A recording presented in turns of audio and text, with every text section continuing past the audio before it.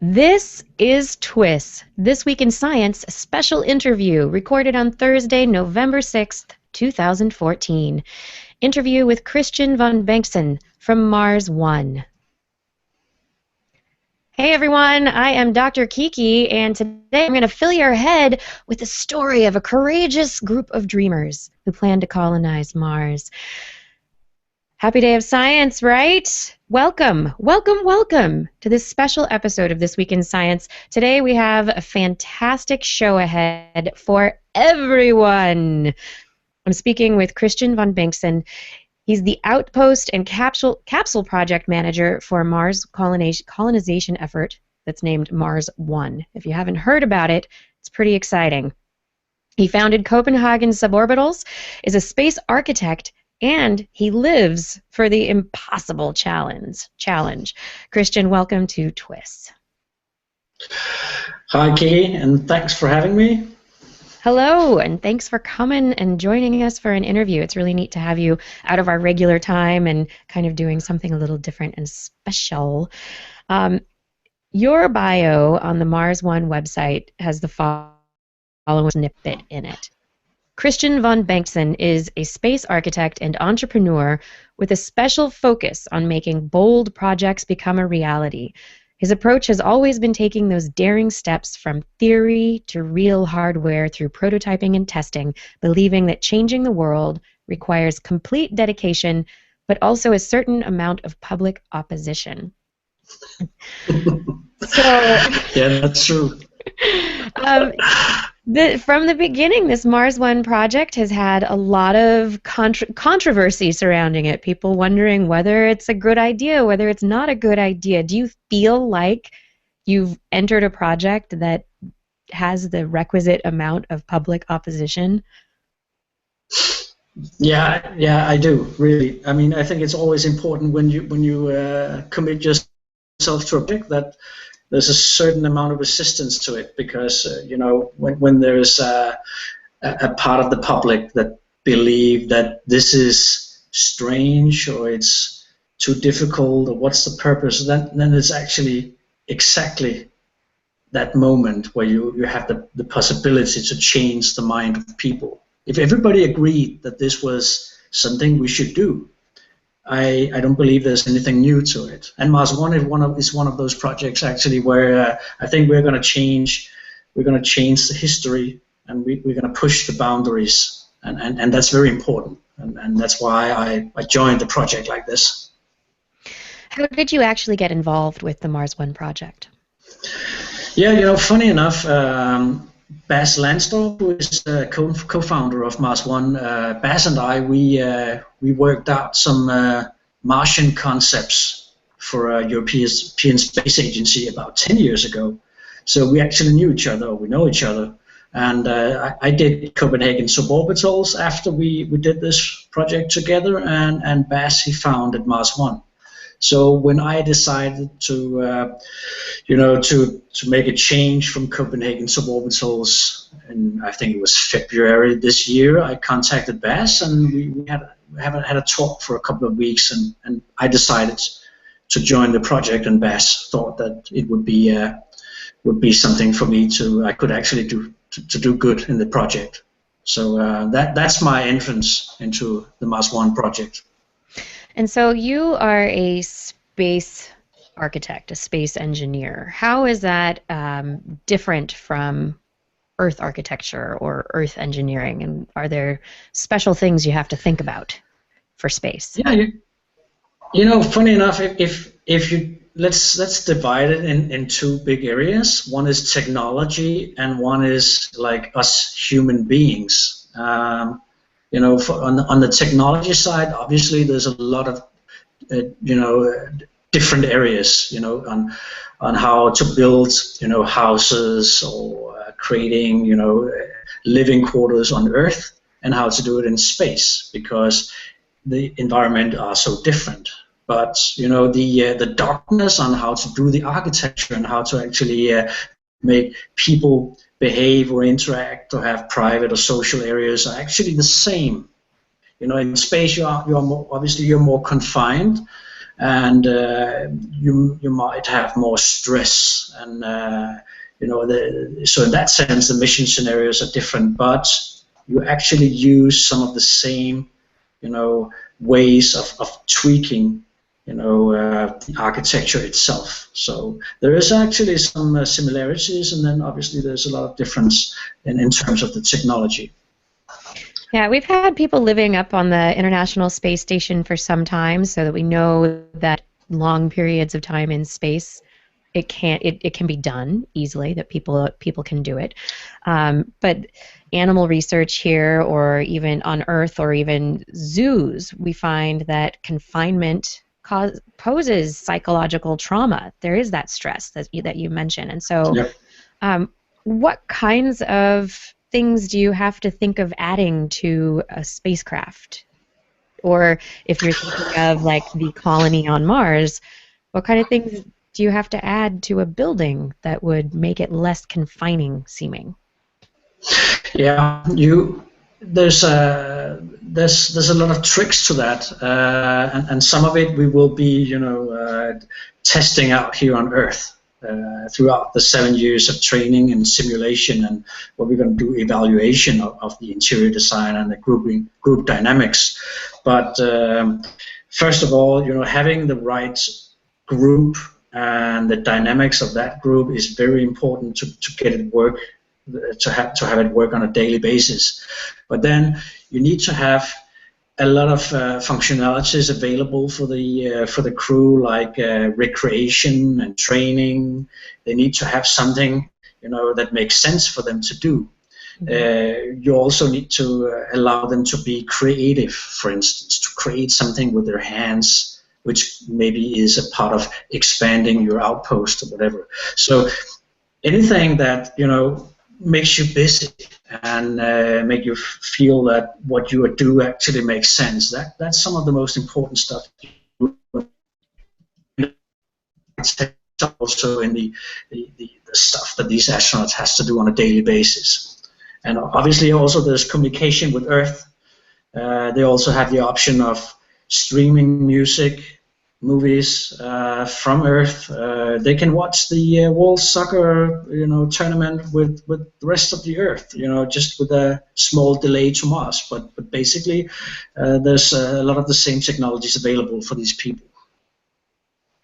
That's really good. So is there anything at this point in terms of communicating with Earth? There's a time delay between Mars and Earth. How will you take that kind of that delay into account? Is that possible? Yeah, I think that's something that you can't change. That's the law of physics, right? And depending on how the planets are rotating, you're going to have a delay that changes from anything from, I believe it's 3 minutes to about 18 minutes or 20 minutes. And so that results in that you cannot have a direct live feed and a discussion like you and I are having right now, but you can still have a communication. You send a message and you get one back, and this is some of the stuff that we will be testing on Earth as well, like all the communication from the simulation outpost on Earth to the outside has to go through that delayed communication.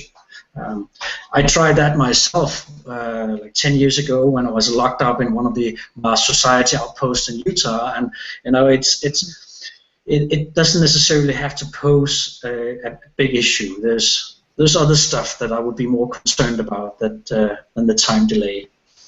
So you've been through kind of a simulation of the kind that the Mars One project is planning at this point. How is it? At the Utah facility. It was a lot of fun, but that was only 14 days, and the people who are going to be prepared for this one-way trip to Mars, they have to go through a lot more simulation. The whole training phase is about 7 years, and we will have the astronaut candidates be inside the outpost several times, doing a lot of different kind of testing, and also at an unknown time span, for instance, psychological pressure on the crew, because they don't know when they're going to get out again. I don't think that I can claim to be that much wiser just to have been 2 weeks locked up in an outpost in Utah. But it was a lot of fun. Yeah. So when does the simulation start? How long before you start getting the future Marstronauts locked up there? Well, the plan is to have training of the astronaut candidates to begin in 2015. So that's next year. Yeah. It is, and Mars One wants to build a certain amount of outposts placed in different locations on Earth. We're going to start out with a very simplified outpost, which basically just which has the right volume and size, so you can get the feel and the experience, and you can begin to try out interior and certain technologies, maybe like crops production and certain life support systems, but at a very low tech level. But as we build other outposts, complexity will begin to rise, because eventually these people going to Mars will need to have, they will have to have tried it all, so all the technology has been something that they have tested out, and they know how to, for instance, to work and fix. But we're going to start out with a simplified outpost, and hopefully next year we're going to have people, having this incredible experience, beginning the training. How are you going to choose the first groups of people?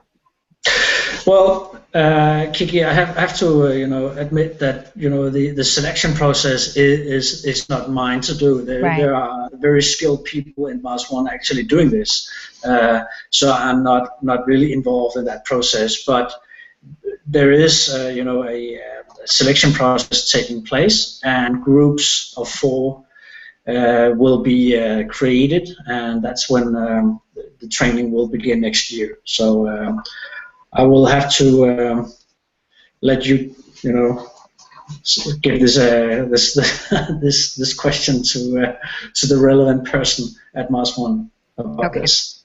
Okay.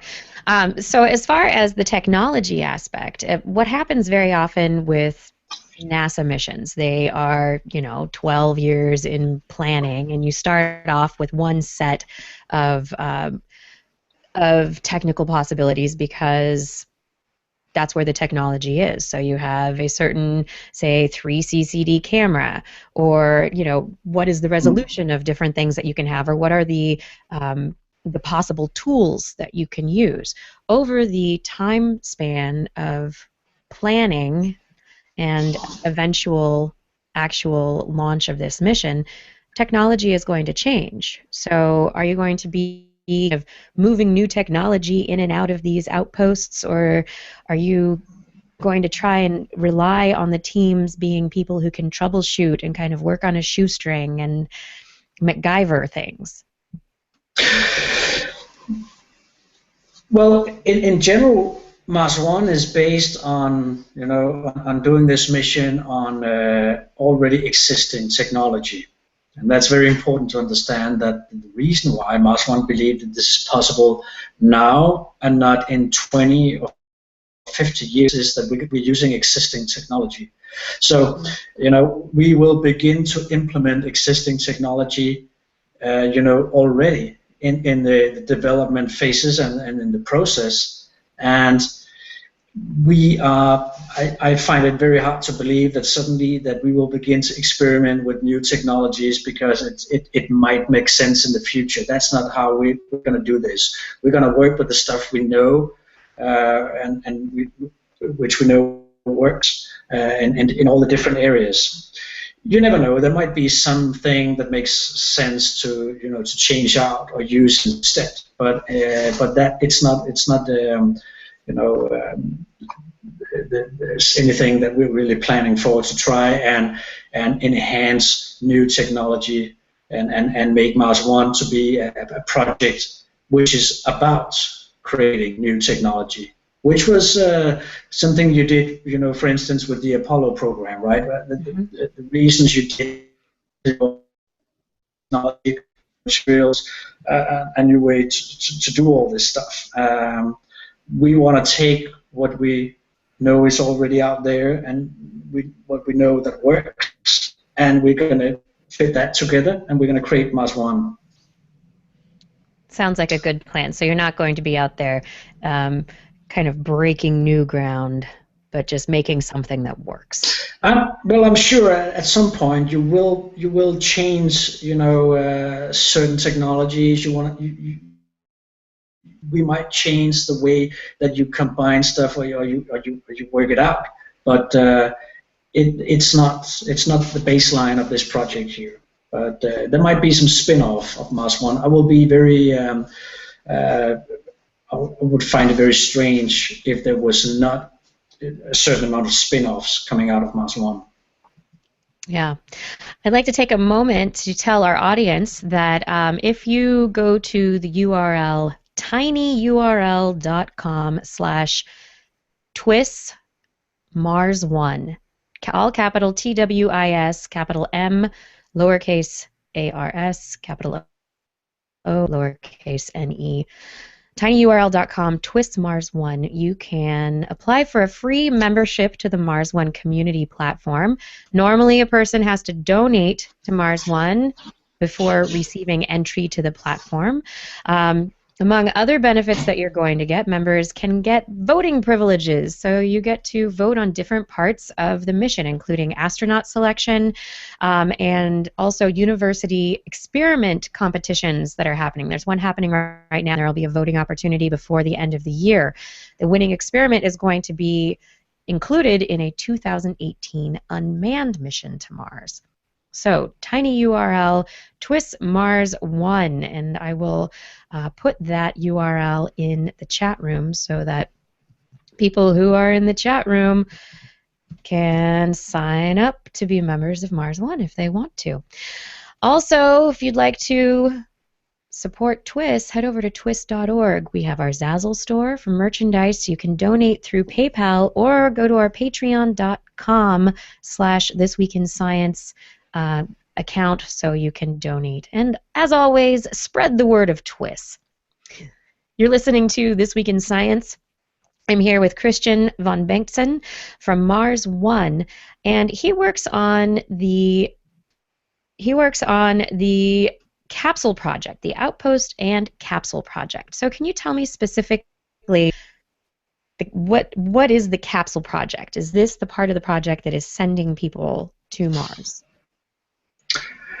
Well, my area in the Mars One project is basically, trying to find a way to create these outposts, the simulation outposts on Earth, and the outpost is made of a certain amount of capsules and a couple of inflatables, which make out the living quarters. So that's why you have the involved in this because basically the outpost is made out of amount of capsules, which will be sent to Mars before any crew members are even launched from Earth, because you need all the capsules to land on Mars. You're gonna have the rovers, which are already there. Mm-hmm. They're gonna take all the capsules. They're gonna set up the outpost, and when it's up and running, and you got the resources from Mars, to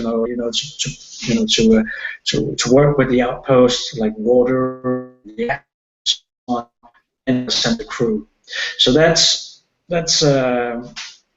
basically for me trying to figure out, how do we do this? How do we create the interior architecture to make it work forever for these people? Because it's a one-way trip, right? So it's a big challenge in terms of architecture to figure out how to actually do this. How flexible does it have to be? Because life changes, throughout the decades for people, and this is some of the very interesting stuff.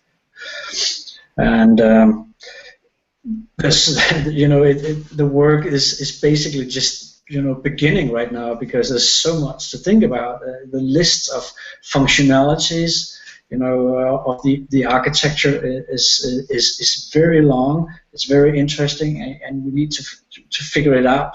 We need to create prototypes. We need to test it out with the astronaut candidates, and we need to evaluate it and change it. So it's a long process that's gonna take as long as the training itself.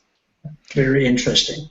Yeah, and nobody's ever done anything like this before, so it's a matter of using the available science and also experimentation to make sure that you can get it right. Yeah, well, there are some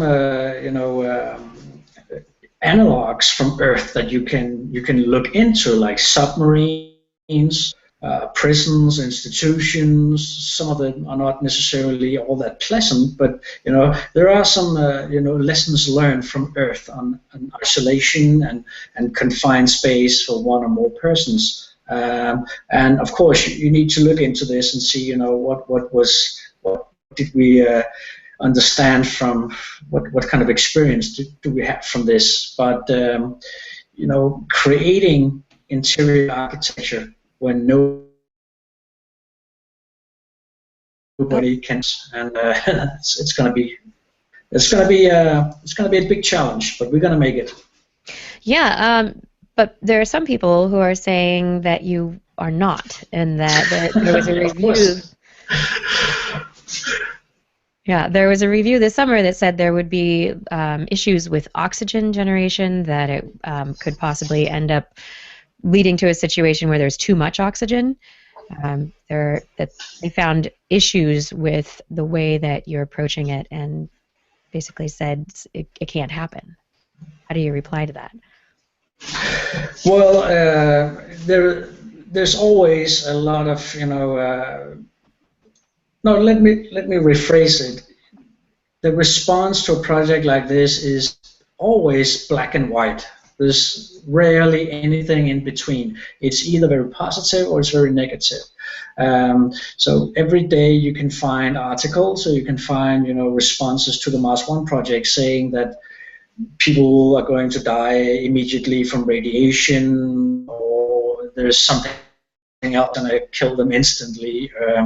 And well, you have to look at the science, and I believe that the things that you talked about, especially the oxygen, might be the MIT paper, I believe. And I think it's great that there's students and there's people actually all the time, looking into the Mars One project and trying to figure it out. To my knowledge, there was some too simplified, models of how actually crops production would work, and there was also technologies that was kind of forgotten in the total equation. I'm not personally doing the life support system, but from what I know, Paragon Systems, who is working the life support system for Mars One, are going to come with a reply on that, and basically saying that what was figured out, what were the conclusion in the MIT paper, was not really anything that was based on all the facts. So there was too much missing to create that conclusion. But I leave that to the life support people and to the MIT, and they can try and figure it out. I think that's the lovely part of it. There is, this mission isn't, there aren't people there yet who are already dying. It's that they're working it out, and that scientists who are investigating the process can also work with the teams within Mars One who are developing life support, who are developing the farming component, who are developing, all aspects of it. So there's a... Yeah, I mean, the interesting part about the Mars One project is that anything that you can find in life, you do from birth to death, all the functionalities, you have to find a way to confine that into this mission and send it to Mars. So there's not a single area from your life that is not relevant. So I mean, there's so many people who can contribute with their knowledge, and and they can figure out if they agree with us or not. But there's just so much interesting stuff going on, and I applaud that anybody who will actually sit down and and look into the project that we're doing here, and come with some kind of feedback. That's fine with Mars One, obviously. So this last week has been a really terrible week for private spaceflight. Yeah, Orbital indeed. Science's rocket exploded near the launch pad, and Virgin Galactic lost Spaceship Two along with one of their test pilots. And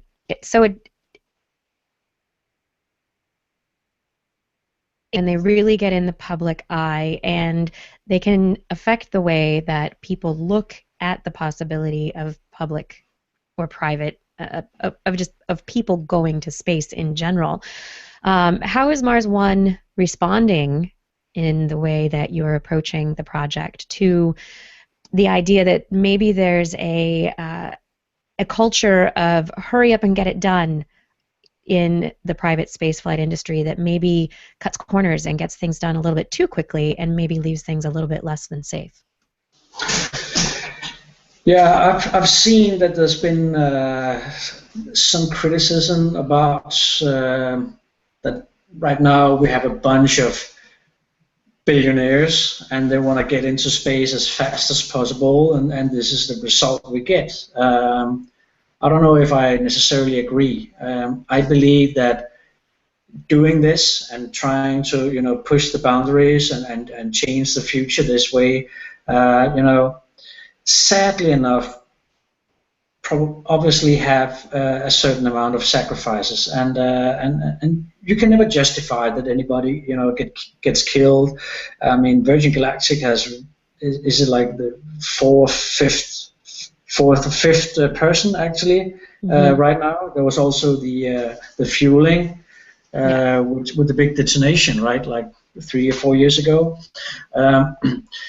And like I said, you can never justify that anybody died doing this. But if you look back through history, I think that's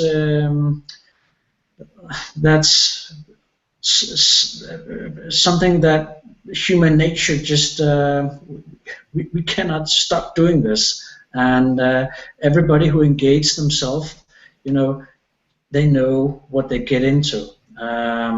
So it has been a tough week. I can just say that from my perspective here in Mars One, we are just trying to take one step at a time, and we want to do it, make sure that obviously nobody gets hurt while we're taking the next step, and that's all you can do. In general, have respect for the people who are actually doing the sacrifices for eventually, taking that giant leap, for flying the Virgin spaceship, or going to Mars, because somebody is going to take that step for us as human beings, and we have to have respect for those people. So let's help them, go there, without getting hurt. Yeah.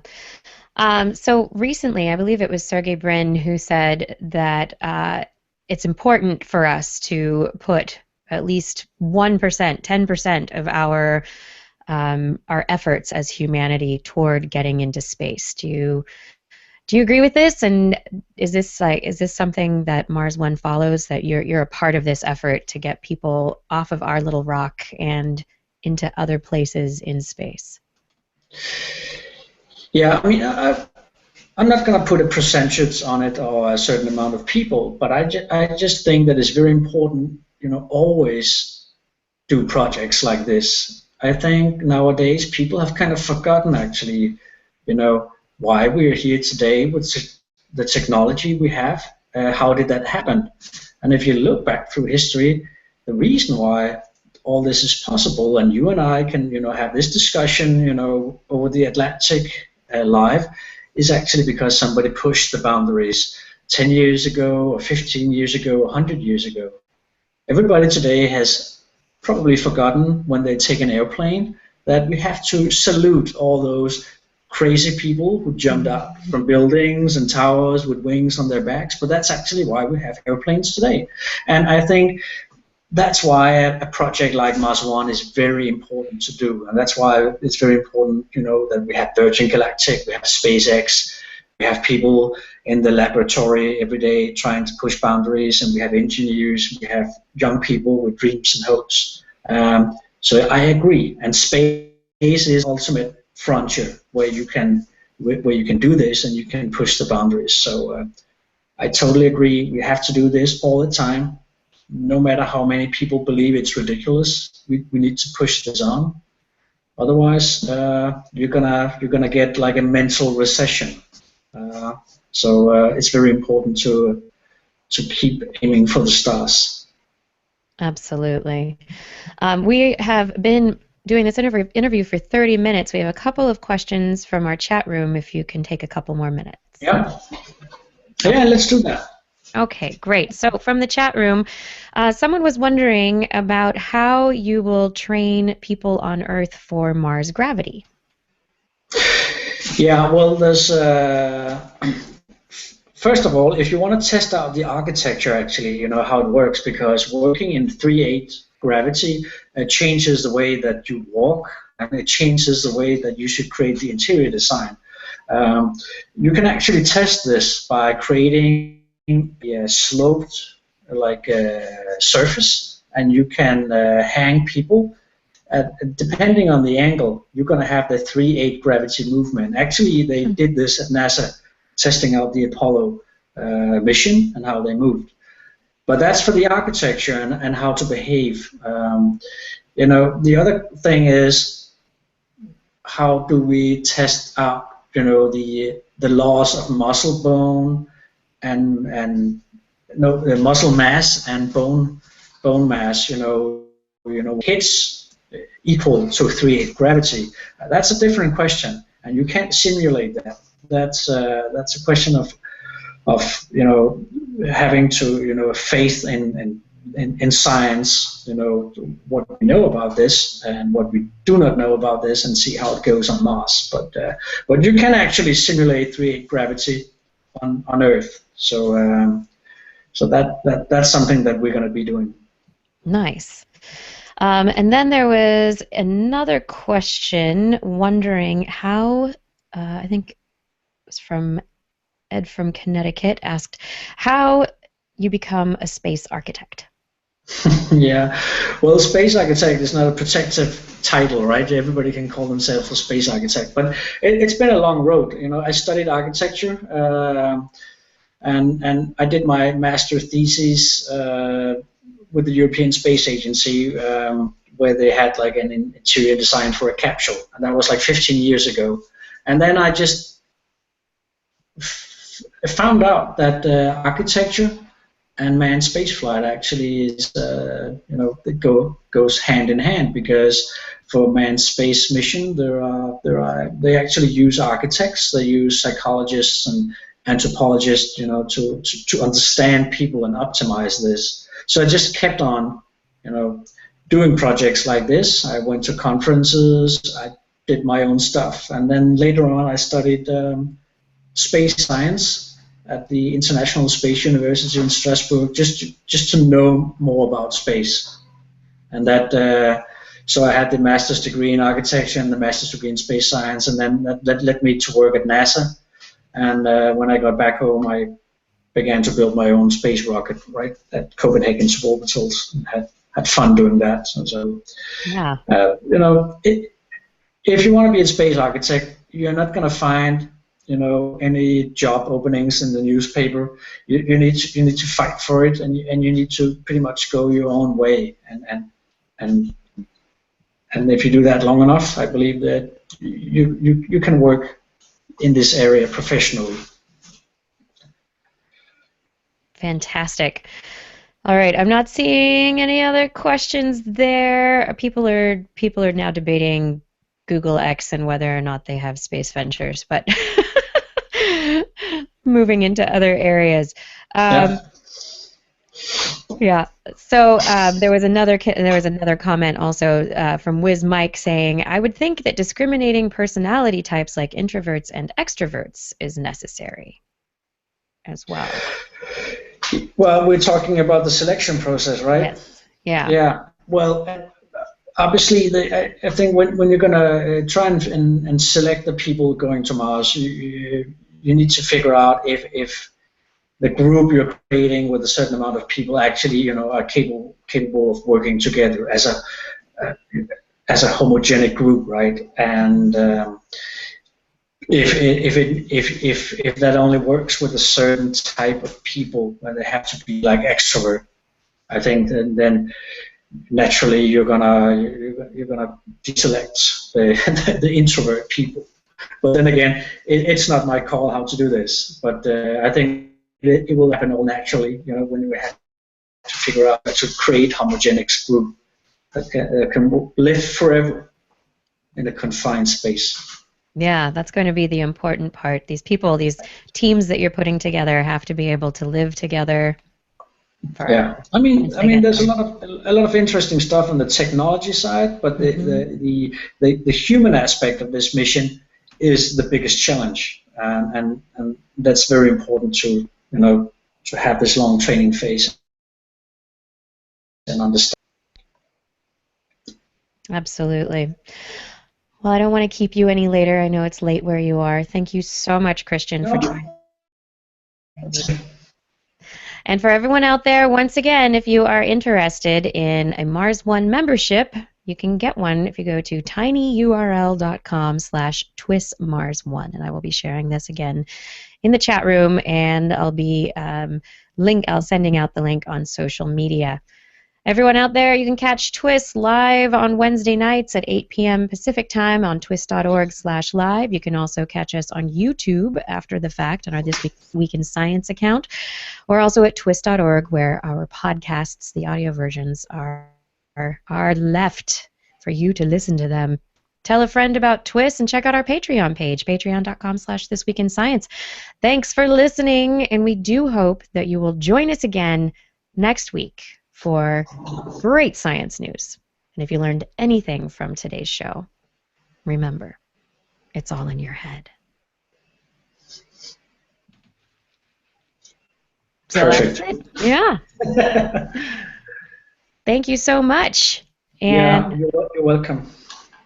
oh, yeah, you're welcome. Yeah, somebody is late on the questions. If people want to find out about things like food production and the different capsules that you're planning, is that stuff available online? We have, we actually at this moment we want to receive questions from people because there's a community page on Mars One, and right now I'm going to be answering a lot of questions related to the outpost. So Great. I'm trying to answer like 50 questions related to the outpost, and that's about crops and interior design and all this. So if people email me um, the questions, they will get an answer. Other Okay. than that, there's only just a small subpage about the outpost. Okay. I don't. And your email, if you would tell people, since we are still live at the moment, but Yeah, that's the one, Kristian with a K mhm. at Mars one.com, right? That's the one you got. Yes, Kristian at mars-1.com. Exactly. Yes. And let's see, the Mars One Twitter account is Mars One Project. We have mars-1.com for the website, and then tinyurl.com/twists Mars1 for membership. Awesome. Awesome. Awesome. Perfect. Great. The chat link. I'm checking. I don't have any questions there. Oh, I missed some questions from people in the question and answer. There are different Google things here. Anyway, I will not keep you any later. I hope that you have a wonderful night. Yeah, And it was a pleasure, right? Who knows? We might talk again in the future. And yeah, look forward to it. I hope so. Yeah, and good luck with TWIS. Thank you so much. Have a wonderful night. Yeah, you too. Bye bye.